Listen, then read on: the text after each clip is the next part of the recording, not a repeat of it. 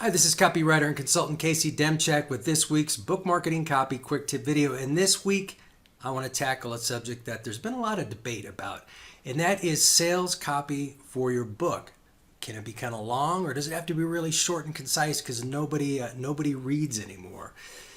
Well, let me start with that. I think the fact that people buy millions of books every year, and you're into writing books, I think that kills the argument that people don't read anymore. If you've written a book, you got to believe that people still read, and of course they do. People read lots and lots of materials to make buying decisions. Now, but I'm going to teach you a few kind of rules of thumb, so to speak, that's going to help you figure out how long your sales copy should be for your book. First of all, I definitely think you should have a sales page for your book on your website. So let's get that out of the way right now.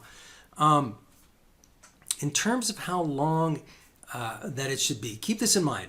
If you just want to generate a buzz or interest about your book, you can do that with less copy. If you want people to buy your book or buy anything, you have to give them more information. So it stands to reason it's going to require more copy. I'll give you an example. One of my favorite business books is Make Big Happen by author Mark Moses. I worked on a lot of marketing copy for Mark for his book, and I recommend this book wholeheartedly to a lot of people. And so what I'll say to some of my friends who are into business, I'll say, you got to read Mark Moses' book, Make Big Happen. It's a great business book. I really, really highly recommend it. And a lot of my friends will kind of jot that down and go, well, thanks for the recommendation. So what I just did there in just a couple lines was generate some interest or generate some buzz about Mark's book. But when my friends go to his website sales page and read about the book, or if they go to Amazon, they're going to want more information. They're going to want to read a little more about it before they make a buying decision. So to generate buzz, you don't need a lot of copy. To get people to buy your book is going to require more copy. So now, is your sales page supposed to be kind of short, or can it be kind of long, or what's it? A lot of people say you can't have longer copy. Nobody reads it. Well, you know what nobody reads? Nobody reads boring copy.